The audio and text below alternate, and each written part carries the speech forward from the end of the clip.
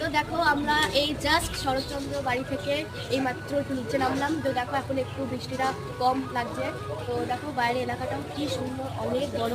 তোমরা চাইলে এখানে কিন্তু অবশ্যই আসবে। দেখো খুবই সুন্দর একটা জায়গা, মানে মন ভরে যাওয়ার মতন। তো দেখো এখানে প্রচুর গাছপালা, মনটা একদম ফুরফুরে আর খুব সুন্দর লাগছে। দেখো পুরো প্রচুর গাছপালা, তোমাদের সাথে না শেয়ার করে আর থাকতে পারলাম না, তাই তোমাদের কাছে একটু শেয়ার করে দিলাম। তো এটা কি বলো তো, এটা হলো শরৎচন্দ্র চট্টোপাধ্যায়ের স্ট্যাচু। এখানে তোমরা কিন্তু অবশ্যই যদি আসো, এটা কিন্তু একদম মিস করবে না।